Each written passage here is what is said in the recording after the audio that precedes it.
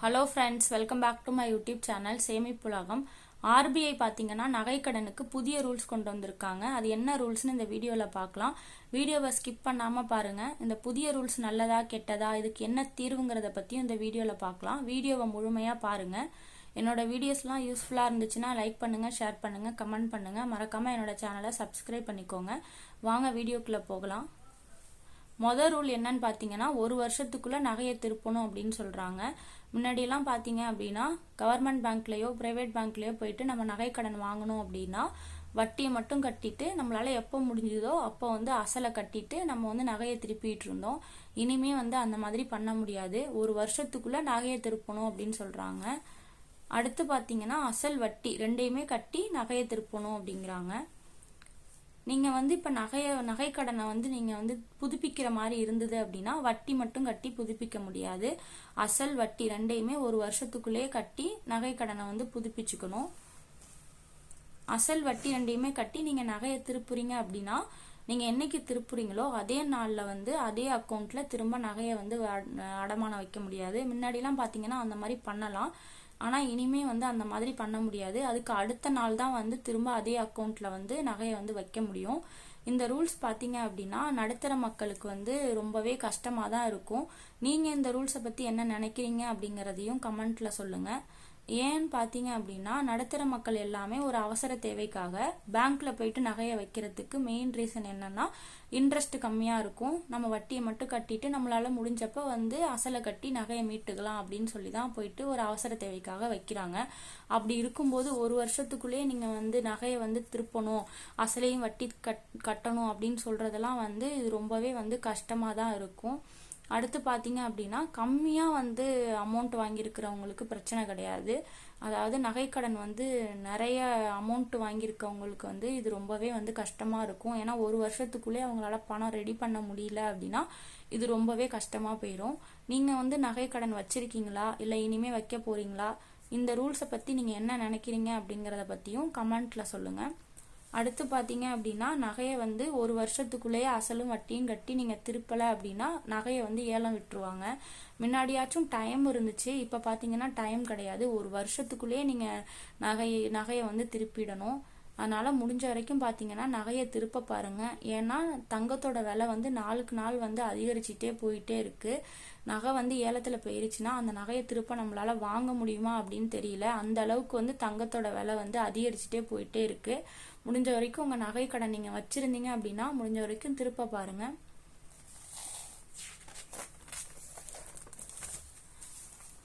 ஏற்கனவே பாத்தீங்கன்னா ஒரு கிராமுக்கு எவ்வளவு அமௌண்ட் கொடுத்துட்டு இருந்தாங்களோ அதை விடவே இனிமே ஒரு கிராமுக்கான அமௌண்ட் கம்மியா தான் கொடுப்பாங்க நகை கடனுக்கு. அதுக்கு அவங்க முக்கியமான காரணமா என்ன சொல்றாங்க அப்படின்னா தங்கத்தோட விலை நாளுக்கு நாள் ஏறிக்கிட்டே போயிட்டு இருக்கிறதுனால கிராமுக்கு கொடுக்க வேண்டிய அமௌண்ட்டை குறைச்சிட்டோம் அப்படிங்கிற மாதிரி சொல்றாங்க. அப்புறம் என்ன சொல்றாங்க அப்படின்னா இந்த ஆர்பிஐலாம் இந்த ரூல்ஸ்லாம் ஏன் கொண்டு வந்தாங்க அப்படின்னு பாத்தீங்க அப்படின்னா நிறைய நகை கடன் வாங்குறவங்க நகையை திருப்புறது கிடையாது. நிறைய நகை ஏலத்துல போயிடுது.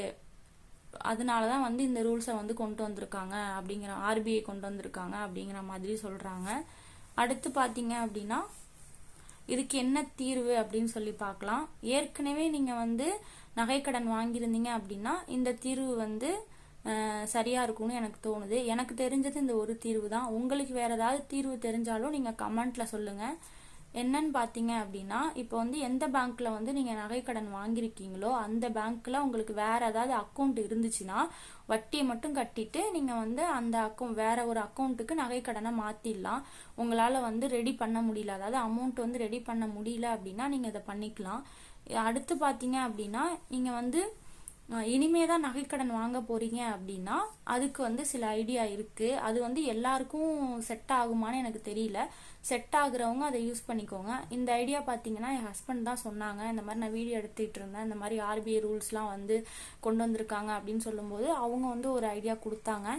இந்த ஐடியாவிலையும் பாத்தீங்கன்னா ஒரு சில மைனஸ் இருக்கு. ஸோ எல்லாருக்குமே செட் ஆகுமான்னு எனக்கு தெரியல. செட் ஆகுறவங்க இந்த ஐடியாவை யூஸ் பண்ணிக்கோங்க.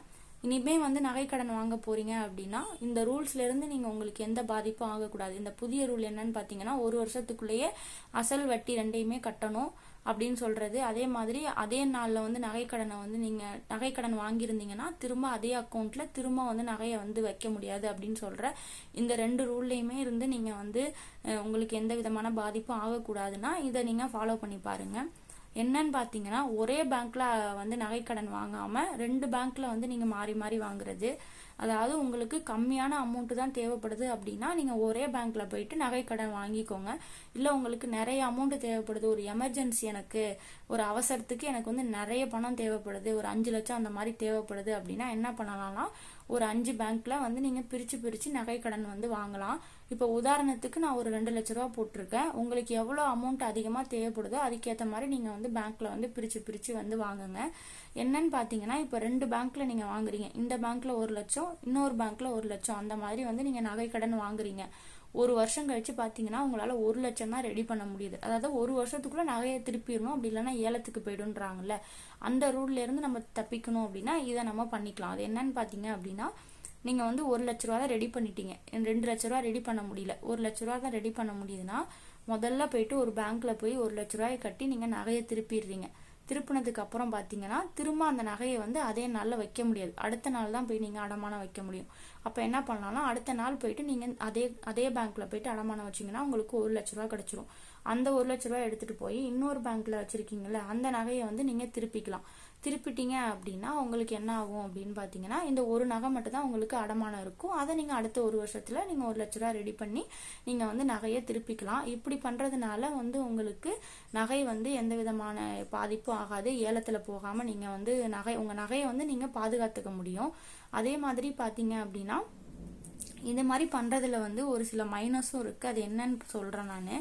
இப்ப பாத்தீங்க அப்படின்னா வட்டி வந்து ஒரு பேங்க்லயும் ஒரு மாதிரி இருக்கும். எல்லா பேங்க்லயும் ஒரே மாதிரி வட்டி இருக்காது. வட்டி வந்து டிஃப்ரெண்டா இருக்கும். இந்த பேங்க்ல வந்து கொஞ்சம் கம்மியா இருக்கலாம், இல்ல அடுத்த பேங்க்ல கொஞ்சம் அதிகமா இருக்கலாம். உங்களுக்கு வட்டி எந்த பிரச்சனையும் இல்ல, என் நகை வந்து பாதுகாப்பா நான் இருக்கணும், ஒரு வருஷத்துக்குள்ள எப்படியாவது என் நகையை வந்து நான் திருப்பிடணும் அப்படின்னு நினைச்சீங்கன்னா வட்டி பிரச்சனைனா இதை நீங்க ஃபாலோ பண்ணுங்க. வட்டி வந்து எனக்கு பிரச்சனை அப்படின்னு சொன்னா இந்த ரூல்ஸ் வந்து உங்களுக்கு செட் ஆகாது. அதே மாதிரி பாத்தீங்கன்னா குறிப்பிட்ட காலம் தேவைப்படும். அதாவது பாத்தீங்க அப்படின்னா நீங்க பணத்தை ரெடி பண்றதுக்கு ஒரு வருஷத்துக்குள்ள நீங்க ரெடி பண்ணாலும் நீங்க உங்களோட இது நகைக்கடன் முடியறதுக்கும் ஒரு 2-3 வாரத்துக்கு முன்னாடியே நீங்க போயிட்டு இந்த நகையை மீட்டுட்டு வந்தா மட்டும்தான் அடுத்த பேங்க்ல கட்டி உங்களுக்கு வந்து ரொட்டேட் பண்றதுக்கு வந்து கரெக்டா இருக்கும். இல்லாட்டி உங்களுக்கு கஷ்டமா போயிடும். நீங்க 2 பேங்க்ல வச்சிருந்தீங்கன்னா ஒரு வாரத்துக்கு முன்னாடியே நீங்க இதை வந்து நீங்க பண்ணிக்கலாம். இல்ல நிறைய பேங்க்ல வச்சிருந்தீங்கன்னா உங்களுக்கு ஒரு நாள் அடுத்தடுத்த நாள் தான் நீங்க திரும்ப போய் நகையை வந்து வைக்க முடியும். அப்படிங்கும்போது உங்களுக்கு வந்து டைம் தேவைப்படும். அதையும் நீங்க பாத்துக்கோங்க. எனக்கு வட்டியும் பிரச்சனை இல்லை, டைமும் பிரச்சனை இல்லை அப்படின்னு பாத்தீங்கன்னா நீங்க வந்து இந்த ரூல்ஸை ஃபாலோ பண்ணிக்கலாம். நான் என்ன சொல்ல வரேன்னா, நீங்க அதிக பணம் வேணும் அப்படின்னா இந்த ரூல்ஸை ஃபாலோ பண்ணுங்க. அதாவது ஒரு 5 லட்ச ரூபா அந்த மாதிரி தேவைப்படுதுன்னா நீங்க 5 பேங்க்ல பிரிச்சு வைக்கும் போது உங்களுக்கு வந்து 1 லட்ச ரூபா இருந்தாலே உங்களோட எல்லா நகையுமே காப்பாத்திக்க முடியும் அப்படிங்கிற மாதிரி நான் சொல்றேன். இந்த ரூல்ஸ் வந்து உங்களுக்கு ஓகேனா இதை நீங்க ஃபாலோ பண்ணுங்க. இதுல ஏதாவது டவுட் இருந்தாலும் கமெண்ட்ல சொல்லுங்க. இது இல்லாம வேற ஏதாவது ரூல்ஸ் தெரிஞ்சாலும், அதாவது வேற ஏதாவது தீர்வு தெரிஞ்சாலும் நீங்க வந்து கமெண்ட்ல சொல்லுங்க. அதை நான் வந்து அடுத்த வீடியோல நான் சொல்றேன். அதே மாதிரி பாத்தீங்கன்னா என்னோட வீடியோஸ் எல்லாம் யூஸ்ஃபுல்லா இருந்துச்சு அப்படின்னா லைக் பண்ணுங்க, ஷேர் பண்ணுங்க, கமெண்ட் பண்ணுங்க. என்னோட சேனலுக்கு சப்ஸ்கிரைப் பண்ணிக்கோங்க. தேங்க்யூ.